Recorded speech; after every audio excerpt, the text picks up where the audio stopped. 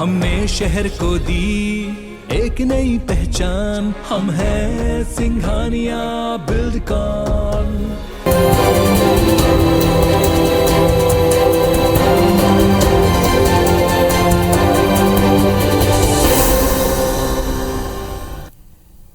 नमस्कार, बहुत स्वागत है आप सबका। मैं हूं पुनीत पाठक। स्वागत है आपका IBC24 के आपकी बात में।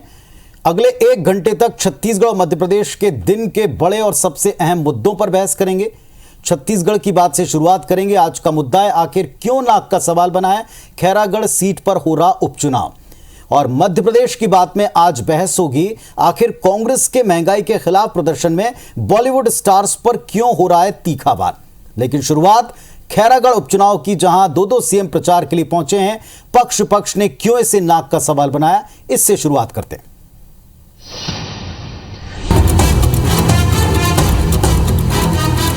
बताओ, ये भूपेश बघेल ने कोई भांजे भांजी को पढ़ाया क्या? किसी की फीस भरवाई क्या? बच्चों की पढ़ाई के इंतजाम तुमने छीन लिए। छत्तीसगढ़ वालों, छत्तीसगढ़ बचाओ।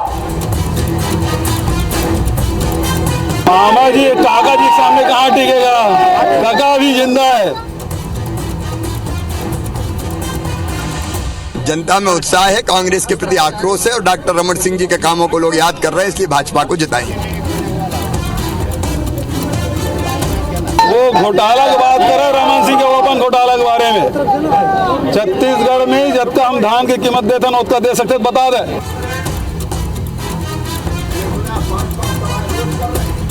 बताओ, तुम्हारे क्षेत्र में कोई स्कूल, कोई अस्पताल, कोई सड़क बनी क्या?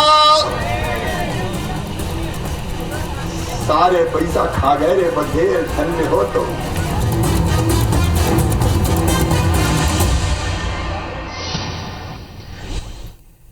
साहब, ये नाक की लड़ाई है। एक उपचुनाव हो रहा है, एक सीट के उपचुनाव से ना तो पक्ष को ना तो विपक्ष को ना इनके नंबर्स को कोई बहुत बड़ा फर्क पड़ने वाला है। लेकिन 23 के पहले ये 22 में हो रहा एक सीट का उपचुनाव, नाक का सवाल आखिर बन क्यों गया।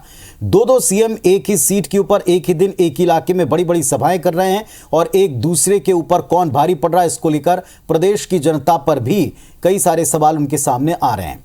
हमारे साथ इस विषय पर बातचीत करने के लिए इस वक्त कांग्रेस पार्टी की तरफ से सुरेंद्र शर्मा जी हैं, जो कांग्रेस पार्टी के सीनियर नेता हैं, वो जुड़ रहे हैं। और भारतीय जनता पार्टी की तरफ से भी हमारे साथ सीनियर लीडर जुड़ेंगे। सुरेंद्र जी नमस्कार, स्वागत है आपका। एक उपचुनाव है और उसमें जिस तरह भारतीय जनता पार्टी जोश दिखा रही है, दम लगा रही है, एक ही दिन में 2 मुख्यमंत्री एक उपचुनाव में जा रहे हैं। ये पूरे प्रदेश के लिए बड़ा कौतूहल है कि एक उपचुनाव एक सीट, नाक का सवाल।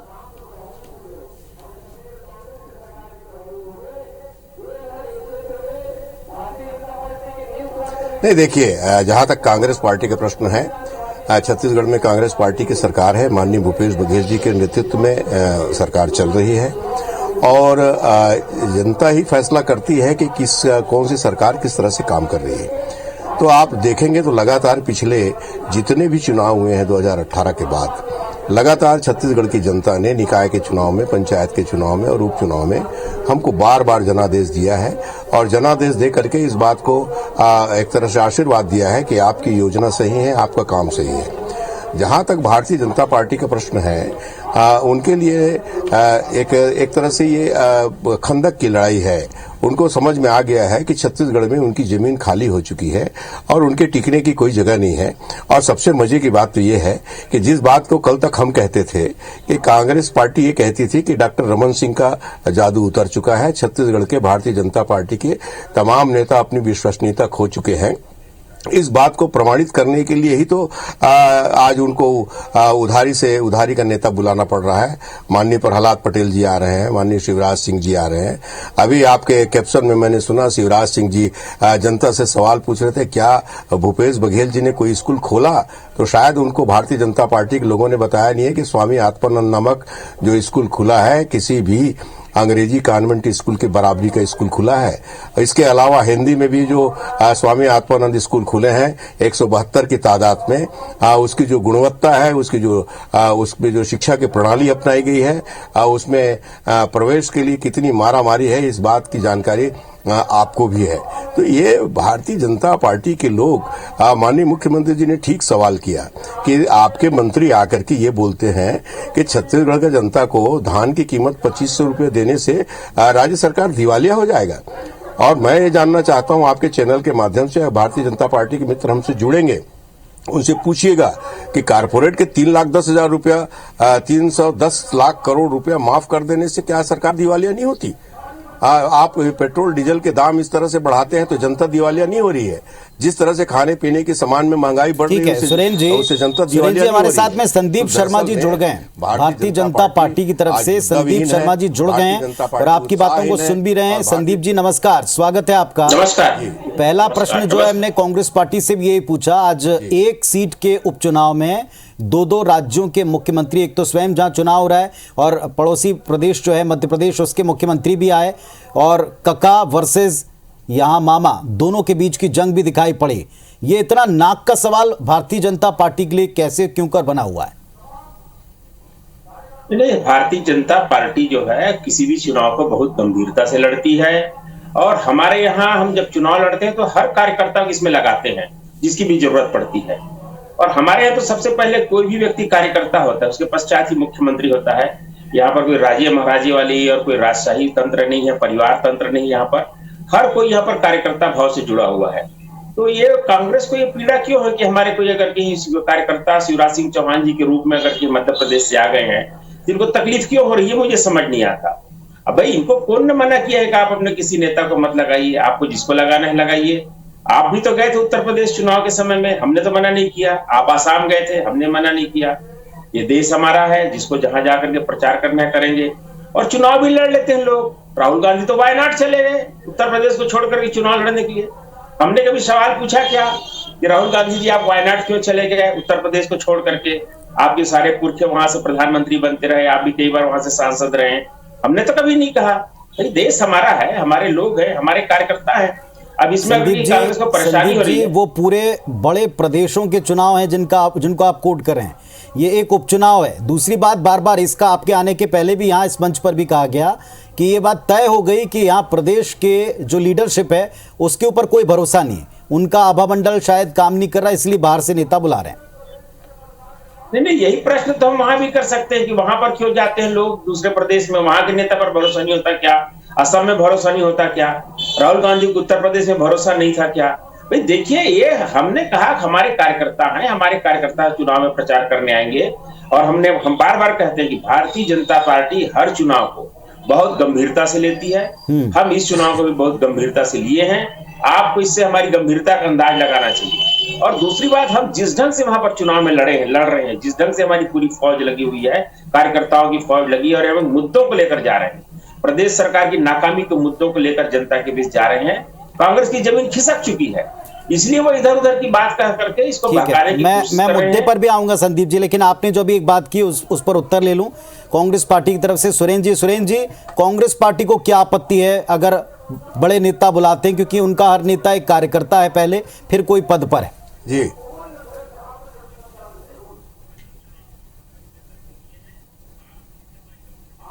नहीं, हमको क्यों आपत्ति है? हम तो सिर्फ ये बोल रहे हैं कि ये इस उपचुनाव में बड़े बड़े नेताओं को बुलाने का अर्थ ये है कि वास्तविक में यहाँ की जो लीडरशिप है भारतीय जनता पार्टी की, वो खारिज हो चुकी है।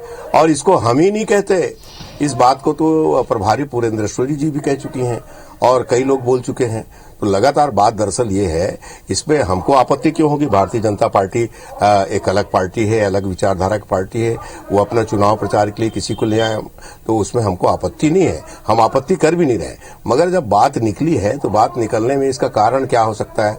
तो कारण जैसे अभी संदीप शर्मा जी ने कहा ना कि आप उत्तर प्रदेश क्यों गए, आप असम क्यों गए, हम इस बात नहीं, मैंने सवाल नहीं किया, आप गए, खुशी है, इसलिए हम उसको मजबूत करने के लिए प्रयास करने के लिए गए।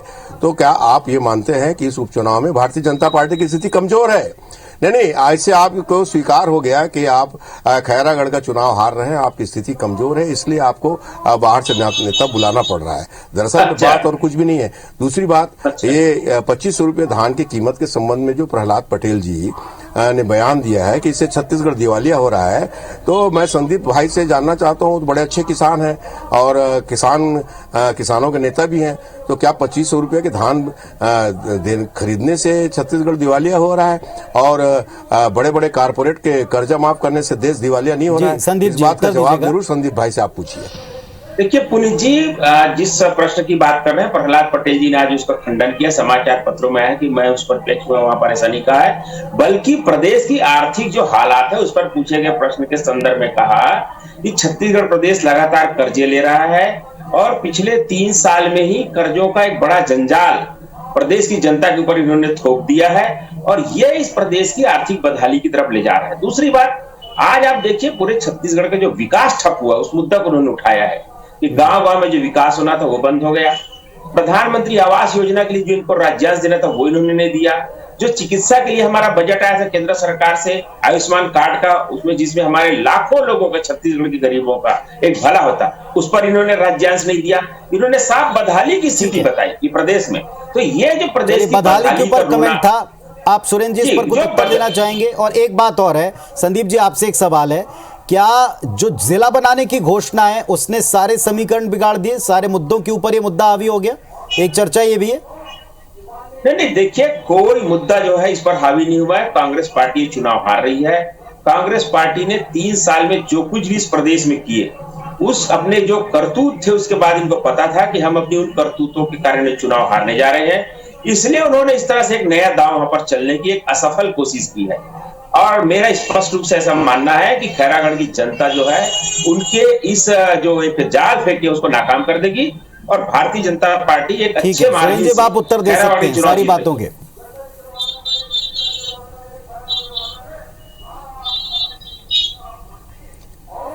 नहीं, जैसे देखिए संदीप भाई ने कहा कि हम प्रधानमंत्री आवास योजना का पैसा हम नहीं दे पाए, तो हम पूछते हैं कि कभी भारतीय जनता पार्टी ने केंद्र की सरकार से कहा कि जीएसटी का हमारी राशि क्यों नहीं दे रहे हैं, छत्तीसगढ़ का हिस्सा क्यों नहीं दे रहे हैं, उसको दिलवाने का कभी प्रयास किया? मैं दूसरी बात यह है कि आज आप किस चीज को कहते हैं दिवालियापन? दिवालियापन ये है कि श्रीलंका में 96% जीडीपी का कर्ज ले लिया, वो भट्ठा बैठ गया है उसका, और केंद्र की सरकार ने भी अपने जीडीपी का 83% कर्जा ले लिया है। इस बात को समझने के आसन्न संकट को समझने की आवश्यकता है। मगर मैं ये कह रहा हूं कि बदहाल है छत्तीसगढ़, किसानों के जेब में 1 लाख करोड़ रुपया गया है और छत्तीसगढ़ के किसान खुशहाल हुए हैं, मकान बना रहे हैं, कपड़े खरीद रहे हैं, जूते खरीद रहे हैं, मोटरसाइकिल खरीद रहे हैं, टीवी खरीद रहे हैं, पर्यटन कर रहे हैं, यात्राएं कर रहे हैं। तो ये क्या बदहाली है? गौठान में जो काम हो रहा है उससे कुछ लोगों को राहत मिली है, क्या बदहाली है? भूमिहीन मजदूरों को 7,000 रुपया देना, ये क्या बदहाली है? देखिए ये जो कह रहे हैं ना कि यहाँ पर की हालत को मैं बता देता हूँ, इस तरह के बदहाली सड़कें बनना बंद हो गई, स्कूल की बिल्डिंग बनना बंद हो गए, कि अगर इसको बदहाली कही जाती है, ये बदहाली हमारी खुशहाली से कम नहीं है। मना कर चुके हैं। देखिए बदहाली की जहां तक बात है, आपको मैं बताना चाहूंगा कि ना तो गांव में कहीं पर सड़कें बन रही है, ना बिजली का काम हो रहा है, ना नालियों का काम हो रहा है, गांव की स्थिति इतनी खराब हो चुकी है, बिजली की व्यवस्था ठप हो गई है, किसान बिजली से परेशान हो गए हैं, चिकित्सा के हालात इतने खराब है कि लोग जो है और यहाँ पर आत्महत्या करने के लिए कहीं कहीं पर लटक रहे हैं। अपराध की संख्या इतनी बढ़ गई है प्रदेश में कि लोग आजकल अपने घर के अंदर जो अपने आपको सुरक्षित महसूस नहीं कर रहे हैं। पूरे प्रदेश की जो स्थिति आप देखिए, जगह जगह शराब बिक रहे हैं, शराब के कारण लोगों में कितनी एक अराजकता की स्थिति है, लोग आत्महत्या करने को मजबूर हैं। अभी महासमुंद में एक ही परिवार के 5-5 लोगों ने आत्महत्या किया। अभी तो ये जिस दिन से शराब बेच करके प्रदेश को इन्होंने एक पतन के गर्त में ले गए। सुरेंद्र जी आप उत्तर दे सकते हैं इन बातों के, इन आरोपों के। इतनी खराब व्यवस्थाएं, इतनी खराब स्थितियां, खैरागढ़ चुनाव में दिख जाएगा, देखिए। और बार बार दावा कि चुनाव निर्णायक होंगे, परिवर्तन की लहर की शुरुआत करेंगे। बनाने वाली भारतीय जनता पार्टी किस मुंह से शराबबंदी की बात करती है? ये बात मुझको ये बात बहुत ही आश्चर्यजनक लगता है। और दूसरी बात ये है कि विकास किसको बोलते हैं? अरे आपने तो कमीशन खोरी करके बिल्डिंग खड़े कर दिए, स्कूल बना दिए, उसमें शिक्षक की भर्ती हमने किया। आपने कमीशन खोरी करके अस्पताल की बिल्डिंग बना दिया, उसमें डॉक्टर की भर्ती हमने किया। तो बिना शिक्षक के अस्पताल स्कूल और बिना डॉक्टर के अस्पताल किस काम का है? तो ये बात सोचने की आवश्यकता है कि छत्तीसगढ़ सरकार तो आपके पिछले 15 साल के कारनामों को पूर्ति कर रही है। आपने कहा कि एक आदमी आत्महत्या करने के लिए चढ़ गया था, तो वही तो काम आप लोगों ने किया है। रायपुर में स्काई वॉक बनाया है, किसी क्या उपयोग आएगा? लोगों का आत्महत्या करने के हित उपयोग आएगा? तो ये जो परिस्थितियां जो लगातार भारतीय जनता पार्टी ने किया, आपने मोबाइल बांटे जो कभी चले नहीं, आपने जूते बांटे, चप्पल बांटे, तो किसी को 5 नंबर का दे दिया, तो किसी को 10 नंबर का दे दिया, जर्सी गाय का तो पता ही नहीं चला। ये सारे कारनामे की वजह से छत्तीसगढ़ की जनता भारतीय जनता पार्टी को पूरी तरह खारिज कर चुकी है और 18 के बाद के लगातार चुनाव में उन्होंने इस बात को प्रमाणित किया है कि छत्तीसगढ़ की जनता कांग्रेस पार्टी के साथ है, उत्तर दें। और खैरागढ़ का परिणाम भी आपको प्रमाणित करेगा। हाँ जी, हाँ जी, बोलिए, आपको भी सुन रहे, जनता सुन रही। जी बोलिए। ये जिस ढंग से ये देखिए इनकी बौखलाहट बता रही है कि जब विपक्ष का जवाब इनके सामने आता है तो सुनने को तैयार नहीं है। ये इनकी असहिष्णुता को बताती है। मैं आपको बता रहा हूं कि प्रदेश की जो माली हालत है वो तो इतनी खराब है कि लोगों को नौकरी देने के लिए पैसा नहीं है, तनख्वाह देने के पैसा नहीं है। नगर निगम के कई कर्मचारी भटक रहे हैं, जगह जगह आंदोलन हो रहे हैं। पुनीत जी आपके रोज कैमरा में ना करके यहाँ पर बूढ़ा तालाब के पास जो धरना स्थल इसको देख रहे हैं।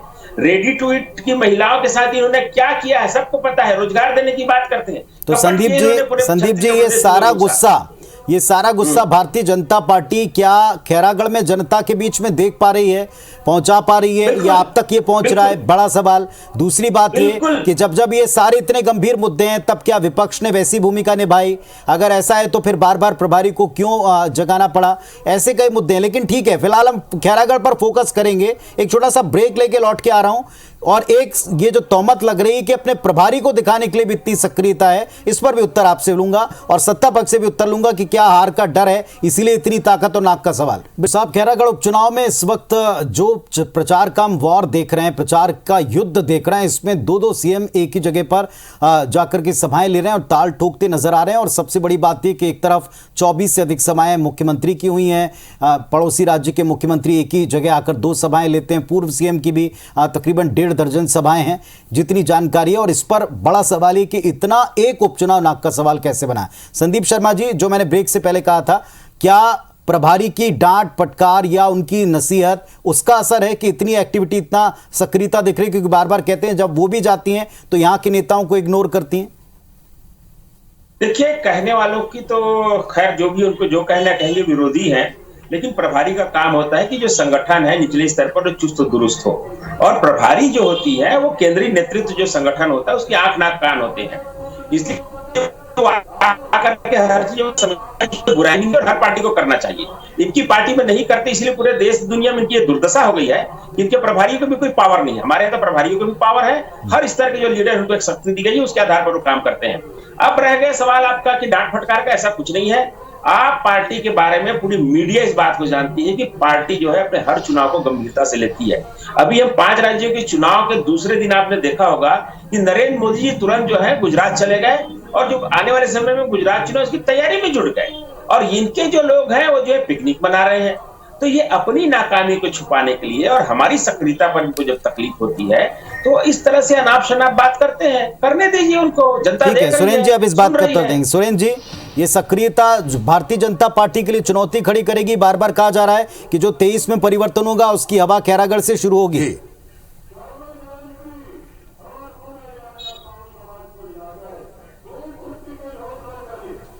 सबसे पहली बात यह है कि खैरागढ़ से कोई परिवर्तन नहीं होने वाला। कांग्रेस पार्टी बहुत आराम से जीत रही है। दूसरी बात, इन्होंने कहा कि भारतीय जनता पार्टी हर चुनाव को बहुत गंभीरता से लेती है। मेरा निवेदन यह है कि जरूर भारतीय जनता पार्टी चुनाव को बहुत गंभीरता से लेती है, और बल्कि मैं तो ये कहता हूं कि भारतीय जनता पार्टी सिर्फ चुनाव को ही गंभीरता से लेती है। मगर दिक्कत यह है पाठक जी कि छत्तीसगढ़ की जनता अब भारतीय जनता पार्टी को गंभीरता से नहीं लेती, क्योंकि उसको पिछले 3 वर्षों में जो स्वाद मिला है, किसानों की जो बढ़ोतरी हुई है, मजदूरों की बढ़ोतरी हुई है, गांव गरीब की संस्कृति की, छत्तीसगढ़ की संस्कृति की, बोली की, भाषा की, खान पान, व्यंजन की, तमाम इन चीजों का एक जो भाव मिला है, तो भारतीय जनता पार्टी को छत्तीसगढ़ की जनता ने गंभीरता से लेना बंद कर दिया है। ये बात बिल्कुल सही है। इस बात को मैं स्वीकार करता हूं कि भारतीय जनता पार्टी चुनाव को बड़े गंभीरता से लेती है, बल्कि मेरा तो आगे बढ़ के कहना यह है कि सिवाय चुनाव के किसी चीज को गंभीरता से नहीं लेती। चाहे नोटबंदी का विषय हो, तो उसके बाद फिर नक्सली लगाम लगने की बात हो, सुरेंद्र जी, काला सुरेंद्र जी, एक सवाल है जो आज के जो पूरे प्रचार से निकलता है। मध्य प्रदेश के मुख्यमंत्री शिवराज जी आए तो उन्होंने ये कहा कि जैसे टर्निंग पॉइंट बता रही कांग्रेस पार्टी जिला बनाने की घोषणा, ये 3 साल तक क्यों खामोश रहे, कहां गए थे, क्यों इस पर घोषणा नहीं की थी, और तमाम सवालों के बीच में जो सबसे बड़ा मुद्दा बन गया है इस बीच, उस पर उन्होंने कटाक्ष किया। कांग्रेस को लगता है इससे माहौल बदलेगा या उनकी सभाओं के बाद असर बदलेगा?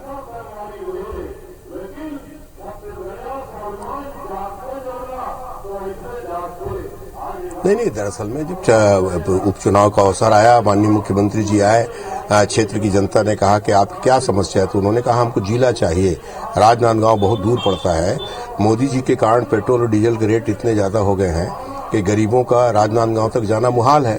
तो उसको माननीय मुख्यमंत्री जी ने समझा, और सीधी सीधी बात यह है कि हमारी घोषणाएं हैं या हमारे मुद्दे वो होते हैं जो हमारी जनता चाहती है।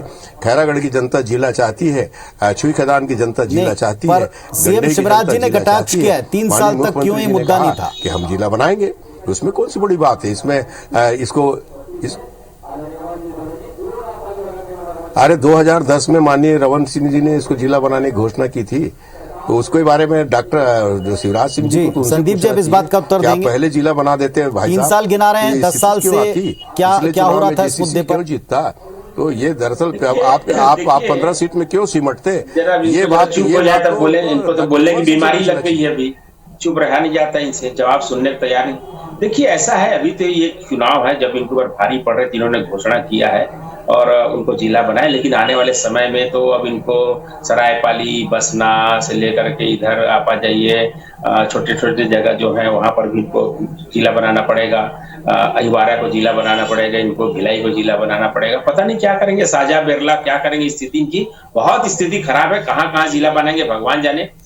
मेरी शुभकामना है कि जिला बने, उस प्रदेश उस क्षेत्र की जनता को उसका लाभ मिले। मैं उससे इनकार नहीं करता, कोई भी सरकार बनाए, लेकिन वो बोल रहे हैं कि इतनी दूरी के कारण ऐसा, तो कहाँ कहाँ इतनी दूरी है जिला का, उसको जरा एक बार मीटर से नाप ले कि खैरागढ़ से लेकर के राजनांदगांव की जितनी किलोमीटर की दूरी है, बाकी और कौन कौन सी जगह इतनी दूरी पर संदीप जी ये मांग जनता की, ये बात ना आपसे छिपी है, ना विपक्ष से ना सत्ता पक्ष से, ये जनता ने बात कही थी। ये बातें तो कई बार पहले भी आ चुकी हैं और कई जिलों को लेकर आपके सामने भी मांग आई, लेकिन क्या ये टर्निंग पॉइंट साबित होगा?